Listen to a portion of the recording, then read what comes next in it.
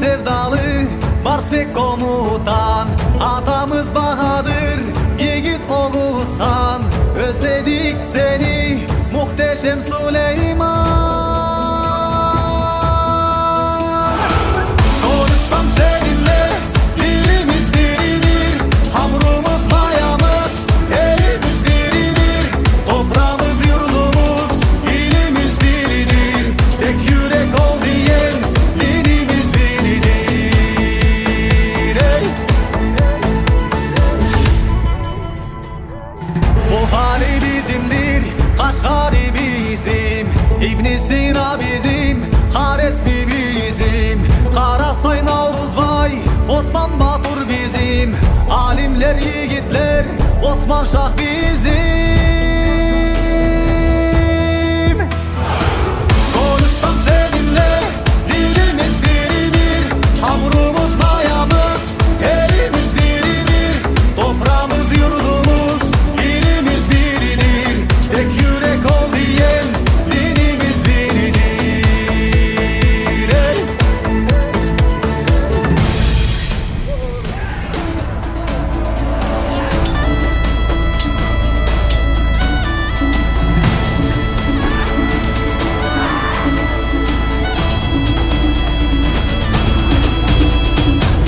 Abi devlet bir millet, abi devlet bir millet, abi devlet bir millet, abi devlet bir millet.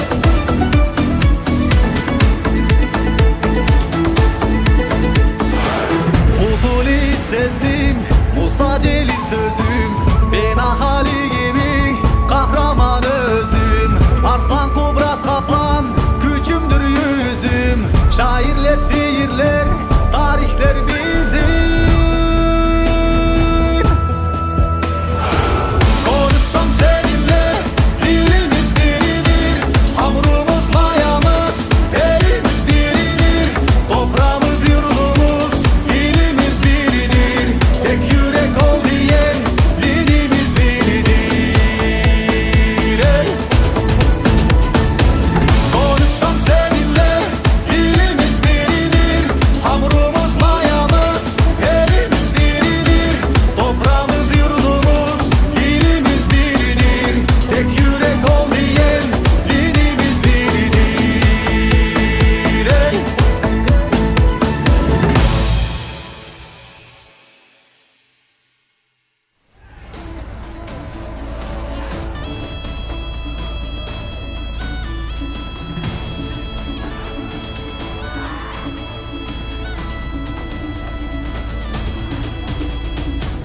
Abi devlet bir millet,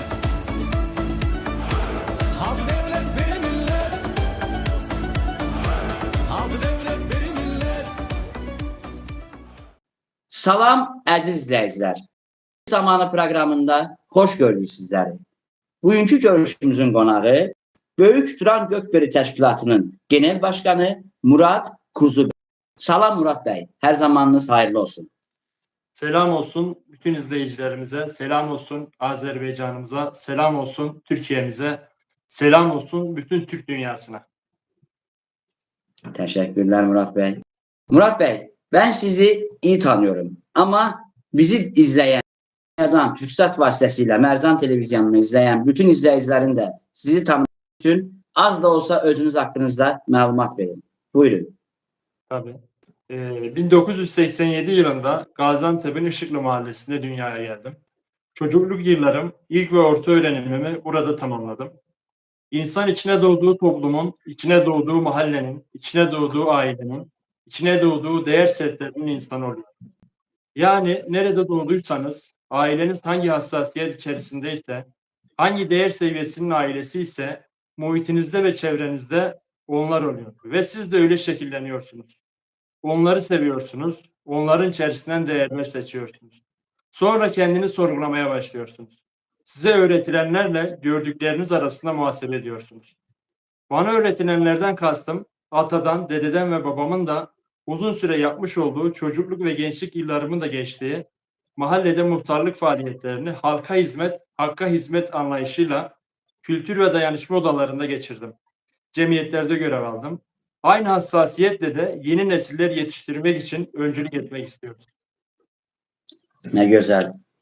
Bey, söylediğiniz gibi de Gaziantep'in Işıklı Mahallesi'nde geçen yıllarından bahseder misiniz? Sizi bugün bulunduğunuz noktaya getiren en önemli veya kişi kim oldu?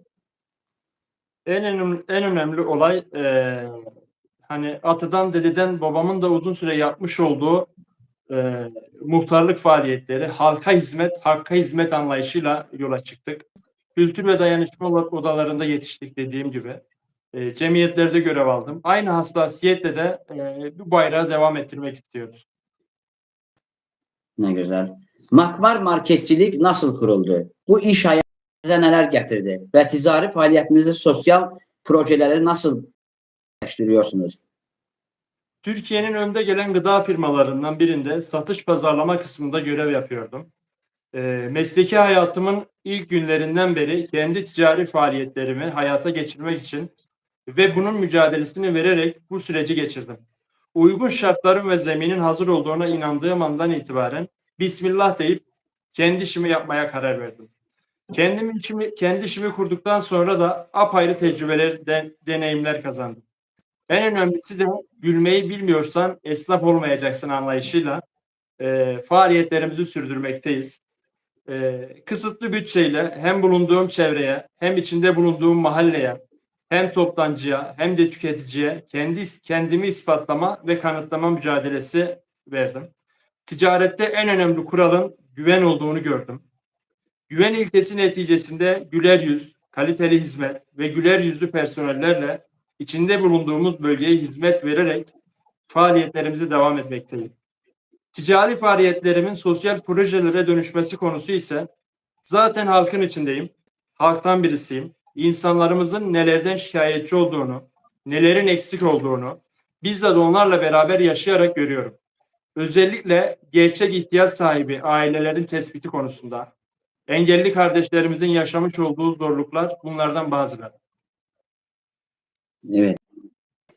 Murat Bey, Böyük Turan Gökberi Təşkilatının quruluşu amacı ve hakkında bilgi verir misiniz? Bugüne Evet. kadar hangi somut çalışmalar Buyurun.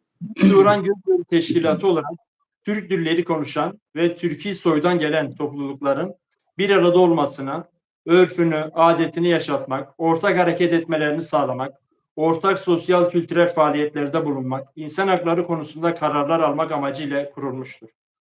Türkiye ve Türkiye dışında yaşayan Türklerin karşılıklı sevgi, saygı ve dayanışmasını sağlayıp Türk birliğinin gerçekleşmesi yolunda çalışmalar yapmaktayız.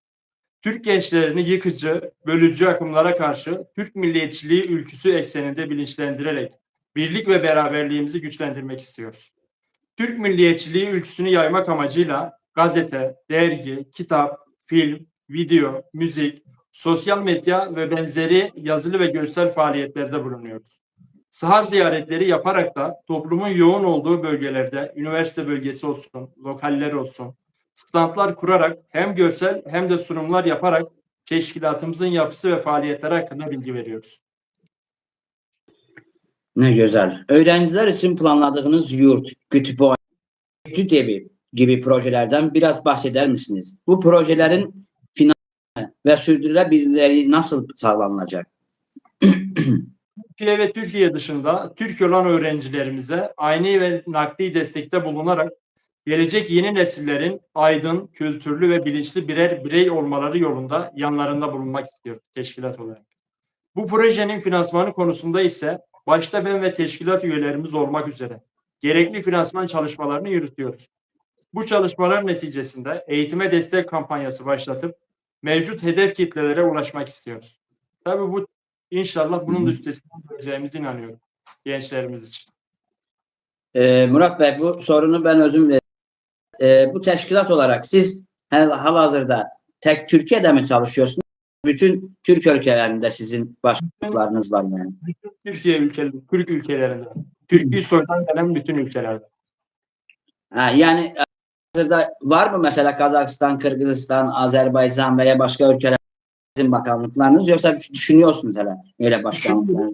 Yeni bir yapılanmayız, yeni bir teşkilatlanmayız. İnşallah diğer bütün Türkiye devletlerin hepsinde de olma amacımız var, hedefimiz var. Başta da Can Azerbaycan olmak üzere. Sizlerin de desteğiyle. Teşekkür ederim inşallah. Da yəqin ki bir Turan Turan'a bir destek olur. Bütün İnşallah. dünyanın da istemediği ama bütün dünya Türklerinin en çok sevdiği ve bugüne kadar hepimiz istiyoruz ki Turan kurulsun ve bu yolda da canımızı vermeye hazırız. İnşallah sizler de bu teşkilatlarınızla biz destek veririz. Bu Turan için bir yol olur Allah'ın izniyle. İnşallah. Down sendromlu engelli kardeşlerimizi hayata kavuşturmak için planladığınız etkinlikler nelerdir? Engelli değil, engelsiz toplum anlayışını nasıl yapmayı hedefliyorsunuz? Şimdi şöyle söyleyeyim Namık Bey. Genel merkezimizin bulunduğu Gaziantep ilimizde Mutlu Kafe adındaki işletmemizin personellerinin tamamı Down sendromlu ve engelli kardeşlerimizden oluşmaktadır. Burada esinlenerek engelli değil, engelsiz bir toplum anlayışına bu kafeyi de örnek göstererek Türkiye'nin ve Türk dünyasının tamamında sayılarını artırmak istiyoruz. Teşkilatımız bünyesinde bulunan Spor İşleri Başkanımızın yakın temaslarıyla bu kardeşlerimizin spor alanındaki yetenekleriyle doğrudan ilgilenip gerekli yönlendirmeler konusunda rehberlik faaliyetleri sürdürüyor. Yani ilgilenildiği takdirde hepimizin de bildiği üzere ampute milli takımımız dünya şampiyonu oldu, Avrupa şampiyonu oldu. Evet. Desteklenmesi gerekiyor. Hepimiz de birer engelli adayız bu arada. Murat Bey, böyle bir şey diyeyim. Ben de sizin bu projeniz çok güzel bir proje. Mesela engelli kardeşlerimizin destek olması için, onların yani rahatsız olmaması için biz sizin yanınızdayız diye. Yani bir güzel bir proje. Bu projeyle yani siz devlete de destek için müracaat edecek misiniz bu proje? Tabii. Böyle projelere destek veriyor. Buyurun. Hareket edeceğiz devletimizle. Birlikte yapmayı düşünüyorsunuz öyle mi? Allah razı olsun. Devletimiz ve vatandaşlarımız zaten bu konuda oldukça duyarlı. Biz de devletimizin ulaşamadığı veya eksik olan yerleri tamamlamaya talibiz. Teşkilat olarak. Ne güzel. Filistin ve Gazze konusunda duruşunuz çok etkileyicidir. Bu konuda teşkilat olarak hangi farkındalık çalışmaları yapmayı planlıyorsunuz? Filistin ve Gazze ile ilgili duruşumuzu ne Türk olmakla, ne Müslüman olmakla, ne de teşkilatımızla sınırlandırmayıp evrensel olarak tüm dünyanın ortak sorunu olduğunu düşünüyoruz. Orada dünyanın göz önünde masum insanları ve bebekleri katlediyorlar. İnsan olduğumuzu hatırlayarak insanlık onuruna yakışır bir duruş sergilemeliyiz. Büyük Turan Gökbörü Teşkilatı olarak din, dil, ırk ayrımı yapmadan tüm insanlığı Filistin halkının yanında olmaya somut faaliyetlerimizle davet edip İsrail'i şiddetle her platformda kınıyoruz.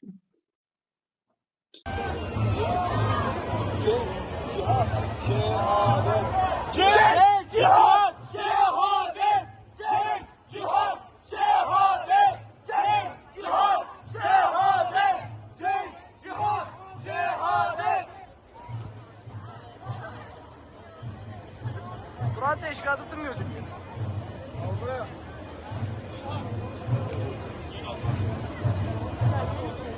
Bazı bayrak kaldı.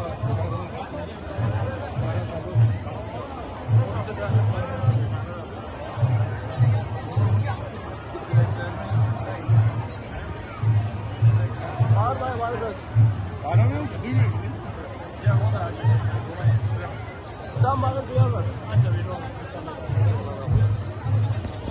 Ya Rabbi, etrafını mübarek kıldığın Mescid-i Aksa'yı zalimlerden arındır. Filistinli kardeşlerimizin tamamen özgürlüklerine kavuşmalarını nasip eyle.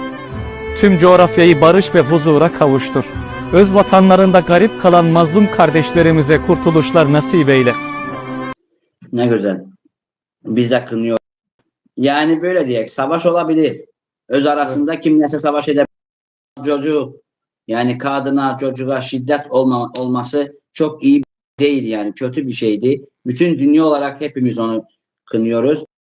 Murat Bey, Evet. sizin bu programlarda yani Gençler de var mı size destek olacak? Yani öyle bir gönüllü desteler var mı size yardım edecek? Var. Evet, gençlerimiz de zaten bütün vatandaşlarımız da gençlerimiz de Turan konusunda oldukça hassaslar. Hepsi sanki böyle bir ateşlenme bekliyorlar. Bir ön ayak olunmasını bekliyorlar. Biz üniversite gençlerine de değdik. Üniversite öğrencileriyle de bir araya geliyoruz. Arada bir böyle toy toplantısı yapıyoruz. Yani toplantılar düzenliyoruz. Türk İslam tarihi konuşuyoruz burada. Tarihimizi bahsediyoruz. Tarihimizden bahsediyoruz. Bir de bir şey söyleyeyim. Bu en çok neden o şey konuları açıyorum da yani biz Türk'üz, biz hep kardeşiz. En asas da Azerbaycan-Türkiye kardeşliğinin tarihi da uzaklara gidiyor. Ama bu son aralar bilmiyorum neden bilmem görüyorsunuz ya. Yok bizi sevmeyenler ikimizin ayırmak için çok şeyler çalışıyorlar. Yani ama bizde bu yok. Neden yok? Tarih boyu seviyoruz diye sizin bayrağınız bizim de hep yerde var. Ama internette bakıyoruz. Bütün Türkiye sosyal medyalarında bakıyorsun ki bir aramızı vurmak için şeyler yapıyor. Bu işler hakkında ne yapabiliriz ki? Bunlar olmasın. Bizim kardeşliğimize zarar getirmesinler. Evet. Biz iki devlet tek milletiz. Mahmut Bey öncelikle. Biz oraya Azerbaycan'a yurt dışı demiyoruz. Orası ana vatan bizim için. Evet, biz de. Diyelim farkımız yoktur. Bizim için can Azerbaycan. O paylaşımları yapanların birçoğu zaten troll hesaplar. Hani Turan'ın kurulmasını istemeyenler böyle bir şey yapıyorlar. İki kardeşin arasını açmaya çalışıyorlar. Ama başaramayacaklar. Evet.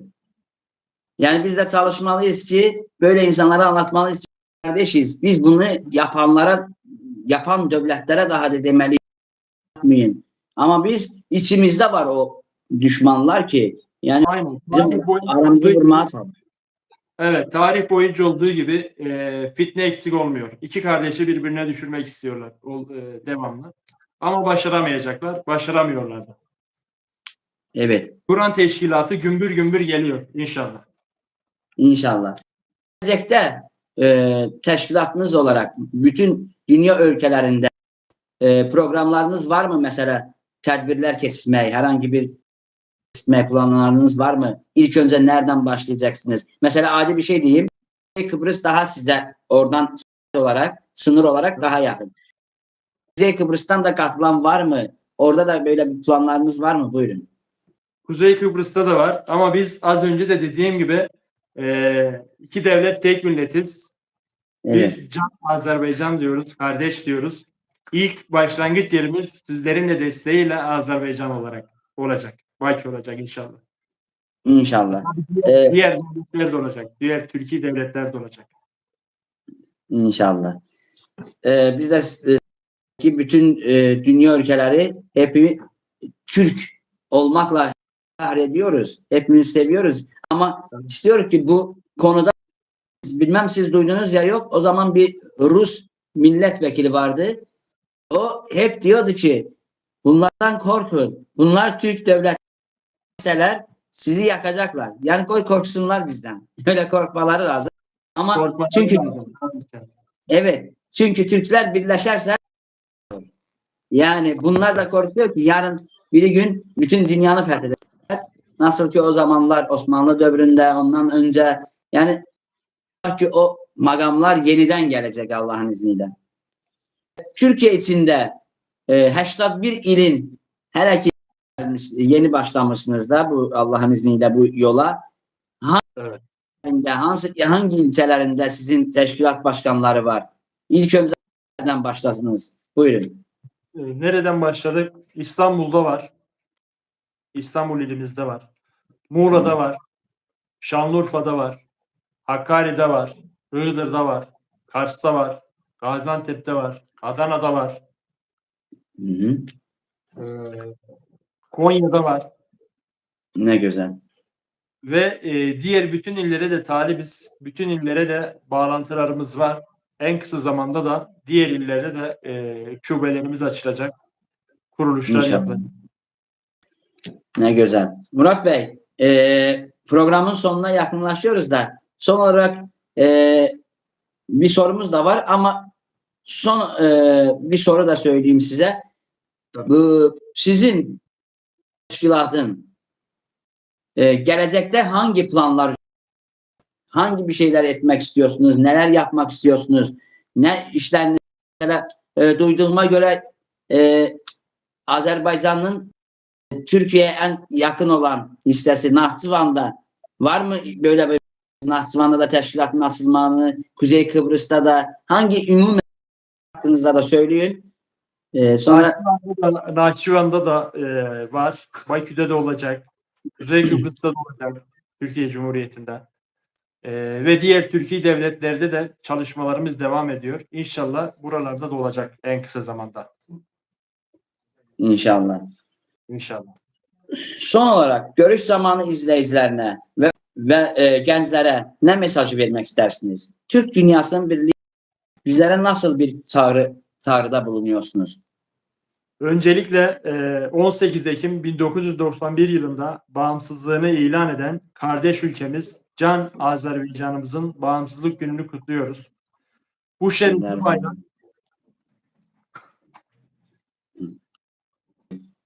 Var olun. Allah sizi var etsin. Bu şerefli bayrak göklerde ilelebet dalgalanacaktır. Acımız bir, kanımız bir, sevincimiz bir, üzüntümüz bir, dilimiz bir, dinimiz bir, iki devlet, tek milletiz biz. Selam Evet. olsun Can Azerbaycan'ımıza, selam olsun Kazakistan'a, selam olsun Kırgızistan'a, selam olsun Özbekistan'a, selam olsun Türkmenistan'a, selam olsun tüm Türk dünyasına. Amin. Evet. Allah razı olsun. Teşekkür ederim Murat Bey. Allah sizden razı olsun. Programımıza teşkilatınız hakkınızda bütün izleyicilere malumat verdiniz.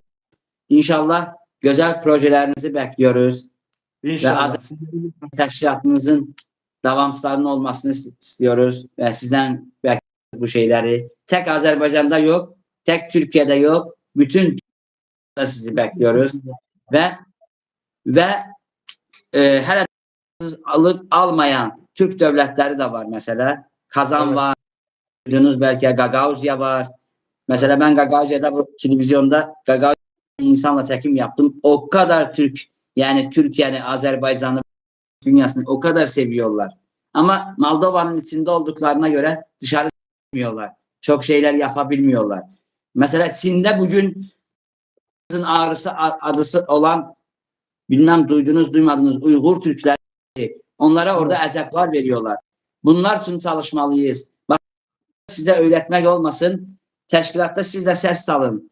Ve bildirin, Uygur Türkleri bugün ben bir neçə program önce Uygurlu Türk kardeşlerimizle çekim yaptım. Yani Umtur Bey konuştukça adamın içi yanıyor yani. Bu insan, orada bir internet yok. Orada bir telefon yok. Orada hiçbir şey yok. Televizyona bakmaya bile izin vermiyorlar. Yani görün, biz Türkler bunlara yardım etmek için neler yapmalıyız ki bunlara bir destek olar. Ben demiyorum ki savaş yapar. Yani Çin yani hiç de kötü bir devlet değil. Ya hepimizle yani dost devlet sayılır. Bir onunla oturup bu konularda sohbet edilmesi lazım. Yani orada kardeşlerimiz var. Biz bunu yapmamalıyız. Siz bunu yapmamalısınız. Yani onlar da insandılar. İnsanın hakkına girmemek. Ve sizin de gelecek bir inşallah görek ki böyle bir programlarınız olsun. Uygur Türklerine de sesini. Onlar da yani Allah'ın izniyle rahat olsunlar. Bize konuşabilirler. Bizim de bir Türk olarak orada yaşayan kardeşlerimize, onların çekmiş olduğu bu çileler, acılar, işkenceler için bizim de yüreğimiz yanıyor. Dediğiniz gibi sesimizin daha yüksek çıkması gerekiyor. Bütün Türkler olarak, Türk dünyası olarak bir arada hareket etmemiz gerekiyor. Elimizden ne geliyorsa, sesimiz ne kadar çıkarsa duyurmaya çalışacağız. Evet, inşallah. Biz hepimiz bunu istiyoruz. Çünkü mesela İran'da Cənubi Azerbaycanlılar var, biliyorsunuz. Orada kırmış. Onlar yine de internete, televizyona bakabiliyorlar. Ama Uygur Türklerine baktıkça benim hakikaten de yüreğim ağrıyor. Yani insana bu kadar insana bu kadar şey olmaz yani. İnşallah ki onlara da bizim sesimiz satar. Onlar da Allah'ın izniyle bütün Türk kardeşlerimize kavuşurlar. Teşekkür ederim Murat Bey. Var olun. Uğurlu olsun size işlerinizde. Çok Sağ olun ki zamanınızı ayırdınız ve teşkilatınız hakkınızda. Turan devletinin yaranması için elinizden gelen böyle programları yaptığınıza göre size teşekkürler ediyoruz. Uğurlar diliyoruz. Devamlı uğurlu olsun programlarımız. Sağ olun, var olun. Allah razı olsun. Bütün Türk dünyasına selam olsun. Sağ olun, var olun. Teşekkür ederim. Ben teşekkür ederim. Sağ olun əzizlər. Gələn görüşlərə dək. Türk dünyasının bütünleşme idealine Azerbaycan özellikle Türk Devletler Teşkilatı'nın da bu konuma gelmesinde, kurumsallaşmasında Azerbaycan ve Sayın Cumhurbaşkanı Aliyev'in büyük katkıları oldu. Bunun yanı sıra önemli bir parantezin açılmasında da bu katkı büyüktü. Kuzey Kıbrıs Türk Cumhuriyeti'nin bu teşkilata üye olması ve burada güçlü bir pozisyon elde etmesi. İnanıyoruz ki bağımsız, egemen ve dünya yüzünde tanınmış Kuzey Kıbrıs Türk Devleti'nin bu mücadelesi yine inşallah Azerbaycan'ın sürece öncülük etmesiyle başlayacaktır. Buna yürekten inanıyoruz Türkiye'deki kardeşleriniz olarak. Büyük Atatürk'ün bu parlamento, bu devletin kurulduğu tarihlerde Milli Şura'nın başkanı merhum Resulzade'ye Azerbaycan Türkçesiyle o gönderdiği mesajı hatırlatmak istiyorum. Diyor ki Büyük Atatürk, ben senden 3 yıl evvel dünyaya gözlerimi açmışam. Fakat sen Türk'ün istiklal bayrağını göndere çekmişsen. Diyorsun ki enmeyecek bu bayrak, biz de diyoruz ki inmeyecek bu bayrak. Azerbaycan yaşasın, Türk dünyası yaşamaya devam etsin. Ne mutlu Türk'üm diyene. Sağ olun, var olun.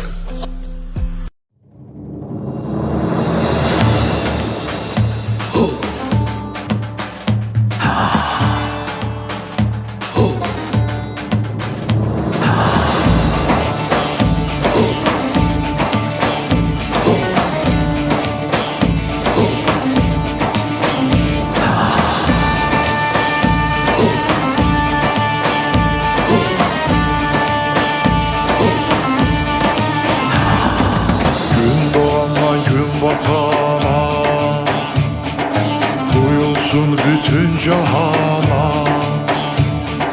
Başkendi tüken olan dünyamızı kuran gelir. Gözün aydın Türk dünyası, gözlediği Turan gelir. Gözlediği Turan gelir. Doğuşundan at belinde, sevgi duası dilinde. Elinde keskin kılıcı, yüreğinde iman gelir.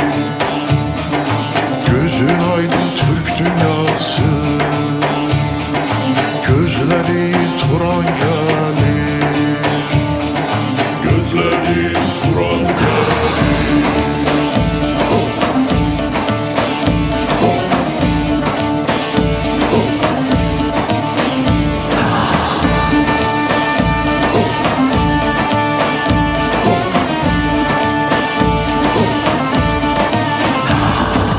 Altayların gediğinde, Savalanın eteğinde, yeniden Bozkır çölünde, gök çadrını kuran gelir. Gözün aydın Türk dünyası, gözlediğin Turan gelir. Gözlediğin Turan gelir. Doğuşundan at belinde, sevgi duası dilinde. Elinde keskin kılıcı, yüreğinde iman gelir. Gözün aydın Türk dünyası, gözlediğin Turan gelir.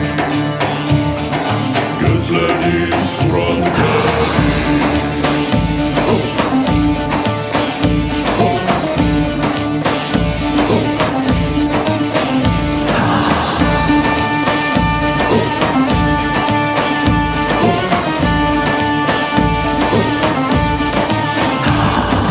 Mayası Bozkurtdan gelen, Bilgədən Oğuzdan gelen, Atilla'nın kudretinden tarihini yazan gelir. Gözün aydın Türk dünyası, gözlediğin Turan gelir. Gözlediğin Turan gelir. Doğuşundan at belinde, sevgi duası dilinde, elinde keskin kılıcı, yüreğinde iman gelir. Gözün aydın Türk dünyası, gözlediğin Turan gelir. Gözün aydın Türk dünyası, doğuşundan at belinde, sevgi duası dilinde, elinde keskin kılıcı, yüreğinde iman gelir. Gözün aydın Türk dünyası, gözlediğin Turan gelir. Gözlediğin Turan gelir.